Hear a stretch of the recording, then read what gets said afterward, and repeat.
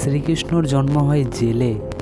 হ্যাঁ, জেলে জন্ম হয়। শ্রীকৃষ্ণ জেলে জন্ম নিয়ে দ্বারিকা করলো, মহাভারত করলো, এত তাণ্ডব করলো। শ্রীকৃষ্ণকে আমরা সবাই ভালোবাসি। শ্রীকৃষ্ণও বিশ্বাস করো আমাদেরকে অনেক ভালোবাসে। আমরা প্রকৃতির সৃষ্টি, প্রকৃতি আমাদেরকে বানিয়েছে, আবার প্রকৃতিতেই আমরা মিশে যাব। আসা যাওয়া, থাকা, খাওয়া, শোয়া, কর্ম করা, কর্মের ফল পাওয়া, এইটুকুতেই কিন্তু জীবন থেমে থাকে না। জীবন আরও অনেক গভীর, অনেক বড়, যেখানে বহুত আপন মানুষের কষ্ট সহ্য করতে হয়, বহুত আপন মানুষকে হারাতে হয়।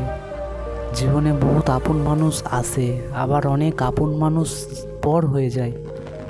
বহুত কিছু সহ্য করার পর, বহুত কষ্ট করার পর আমাদের জীবনে একটু সুখ আসে, আবার ক্ষণিকেই ওই সুখটা হারিয়েও যায়।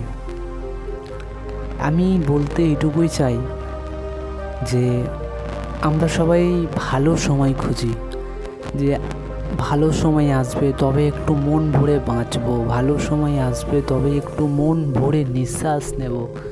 কিন্তু বিশ্বাস করো, ভালো সময় হলো এইটা, যেটাই তুমি বেঁচে আছো, যেটাই বেঁচে আছো, এর থেকে ভালো সময় আর কিছু হতে পারে না।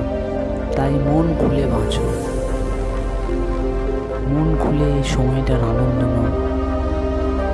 সুখ ক্ষণিকের, দুঃখ চিরস্থায়ী। ওই জন্য দুঃখটাকে আপন করে, শ্রীকৃষ্ণকে আপন করে নিজের জীবনটাকে আনন্দের সাথে বাঁচো। সময় এলে তো আমরা সবাই ছড়িয়ে যাব, সময় এলে আমরা সবাই শুয়ে পড়বো, কিন্তু এখন আমরা জেগে আছি, তাই আনন্দ করে বাঁচা দরকার। এটা হলো মামার বাড়ি, যেখানে আমরা ঘুরতে এসেছি সবাই। ঘোরাফেরা হয়ে যাবে, আবার নিজের বাড়ি চলে যাব। কিন্তু যাওয়ার আসার মধ্যে যেই সময়টা, সেটা হলো জীবন। এই জীবনটা বহু মূল্যবান। মানব জীবন সৃষ্টির সর্বশ্রেষ্ঠ জন্ম। মানব জীবন সৃষ্টির সর্বশ্রেষ্ঠ জন্ম। কিন্তু এটা আমরা কখন বুঝি? যখন আমাদের সময় আর থাকে না, তখন এটা আমরা অনুভব করি যে আমরা সর্বশ্রেষ্ঠ জন্মকে ব্যর্থ হয়ে কাটালাম। হে আমার সৃষ্টিকর্তা, হে আমার সৃষ্টিকর্তা, আমাকে তুমি জ্ঞান দাও, যাতে আমি আমার জীবনটা আরও সুন্দরভাবে কাটাতে পারি। এইটুকুই প্রার্থনা করি প্রভু, এইটুকুই আমি প্রার্থনা করি। বন্ধুগণ, সময় বহু মূল্যবান। সময় চলে গেলে সেটা আর ফিরে আসে না, সেটা চলে গেল তো চলেই গেল।